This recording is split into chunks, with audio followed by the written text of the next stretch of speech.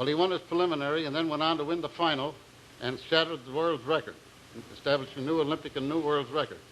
And then the King of Sweden, King Gustav, crowned him with the laurel wreath that's entitled to the victor of the Olympics. And here is that very same laurel wreath, Duke, brought here by your friend and associate in Honolulu, F. Lang Akana, who's been of such great help preparing this tonight.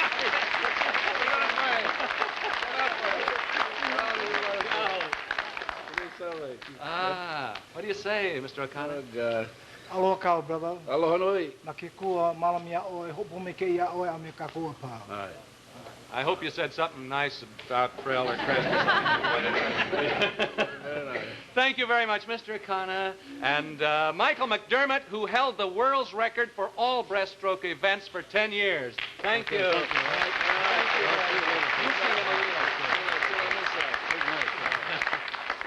And so the little Hawaiian boy who was thrown into the water at 4 years of age to sink or swim is crowned by a king and wins world acclaim. Now, how you go on to even greater heights and how your swimming speed is tested in the most dramatic way, Duke Kahanamoku, we'll learn in just a moment. Why don't you go back with brothers and sisters back there and chat with them a minute. Relax, but don't go to sleep. Keep him awake, will you? And now, Duke Paoa Kahanamoku.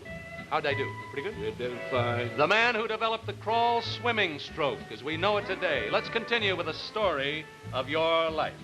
How about that, Sergeant? Right? Yes, Ralph.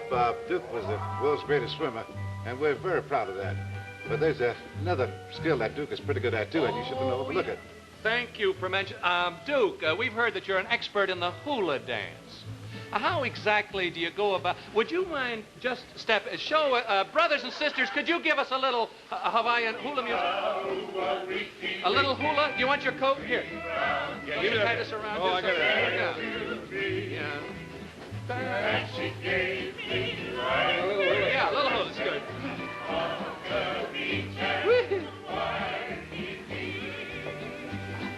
How about...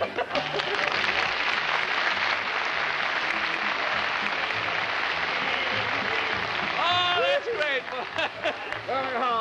Thank you. Very good. How about that, Dave? Thanks. Go on, we won't work you out too much, because you've got a lot of surprises ahead of you. Many more years of your exciting life to come. Thank you. Like the year 1920 at the Olympic Games in Antwerp, Belgium. Another teammate of yours, Duke, and a friend since 1912 from Los Angeles, California. Here is Ludi Langer. Ludi Langer.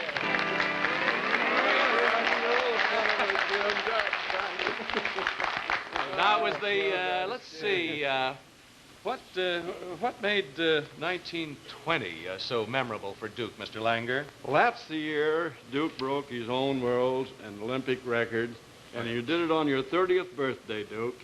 That's right, Dutch. Yeah, and it was, it was 8 years. We didn't have any Olympics in 1916, so it was 8 years that you had a chance for that record that Mike told you about. And you did it so easy with that fell form of yours, you just beat these other fellows easy. Well, it's been said that if Duke... Take it from Dutch. Take it from Dutch. It'd been said that if Duke had really been pressed in his races, Ludi, that his records might have been even greater. Is this true? Well, this guy, he just swam to win. He swims so easy and all, but he got in there and he'd watch his competition, but he'd come through with an awful burst, and it'd usually win, and it was usually a world record. I had him scared once. Just once? Well, Ludi Langer... Ludi was a world record holder in long-distance swimming for some time. Thank you, Ludi Langer. That's because you didn't swim though, right?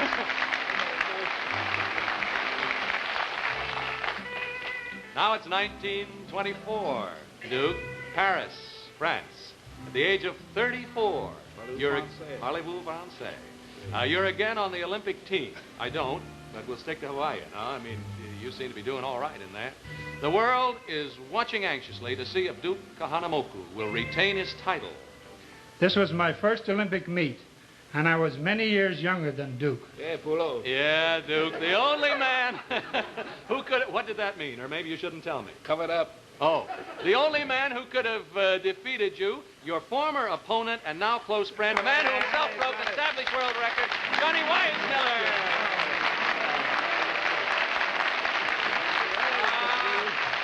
You're going to keep me away, Do you recognize him now that he's Jungle Jim? Boy, he is, Oh, the kids love this guy. Duke actually helped you to beat him, didn't he, Johnny? Yes, he did. You know, we trained together in the Olympic Games. Yes. And this big lug, he just gave me all the confidence in the world. Well, this is a thrill to see you two together. The guy who finally broke his record. Even though he had a feeling that you were going to beat him, he helped you? Well, sure. He used to watch me train and take care of me. He made me go back and get in that pool and work up and down. He was just like a big brother to the boys. They gave it a workout. Yeah. But you know, funny thing, he never worried much about himself. All he wanted to do was be sure that the United States got that 1, 2, 3 in the Olympic Games. We did. We did it. There was a whole family almost working against you. Incidentally, yeah. The Kahanamoku brothers were pretty well represented. You know, beside Duke, there was David and Sam on the team. Must have. Boy, I was all over them. That's good. How did the 100-meter event in which you all participated turn out, Duke? In what order? Johnny came first, and I took second place, and my brother Sam got third place. Thank you, Johnny Weissmiller. Johnny Weissmiller, your own record stood for 25 years. Thank you, Johnny Weissmiller. What a guy. Well, sir, you returned from the Paris Olympics in 1924 and lived for a while in Los Angeles. You appear in several motion pictures, right, Duke? That's right. One day, June 14th, 1925, you're surfing at Newport Beach, California, when a fishing boat, the Thelma, capsizes offshore under the battering of 25-foot waves. I was with Duke when we saw the boat capsize. There were 17 persons aboard the boat. Well, two people who've been very close to you, Duke. In fact, you lived in their home for many years. Tom and Bill Henry from Los Angeles. Hey, great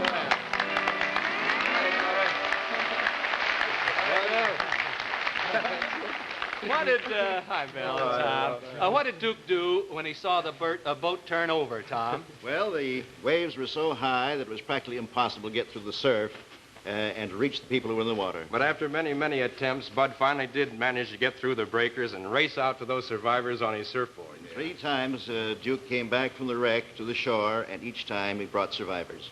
Of the 17 people aboard the Thelma, 5 lost their lives, and you alone, Duke Kahanamoku, were responsible for saving the lives of 8 of the remaining survivors. Thank you, Tom and Bill Henry, for retelling this thrilling story of Duke's bravery.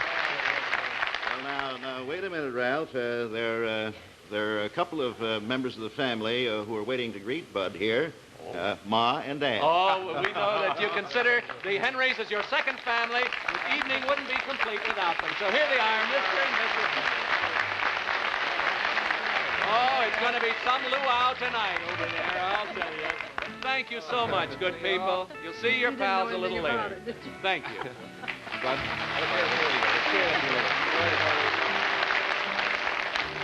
1928, Amsterdam, Holland. At 38, for the 4th time, you're again a member of the Olympic team.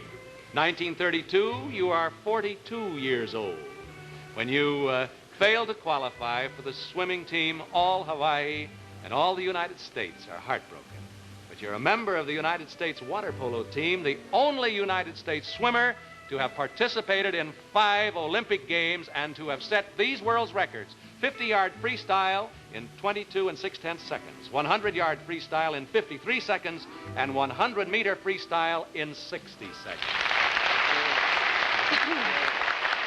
No need to tell you, we're all proud of you, Duke. I had always admired Duke Kahanamoku, and when I finally met him in Honolulu, I asked if I could have one of his medals for my charm bracelet. The girl who did get all your medals on her charm bracelet because you married her, your lovely wife, Nadine Kahanamoku. Here's Nadine.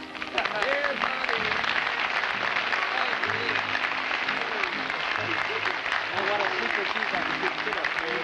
Nadine, you can move his coat over there, my dear, and just sit up there. And let's see, Duke was sheriff of Honolulu when you met him, wasn't he, Nadine? Yes, he was. I think it was 34 you were first That's right, dear. entering politics. And he was voted unanimously as the sheriff by both the Republicans and the Democrats. Sure. I vote for him, too. I'm glad you did, Nadine. Duke, your days are spent in your duty as sheriff. But there's still time for surfing at Waikiki, swimming at Duke Kahanamoku Beach, named in your honor.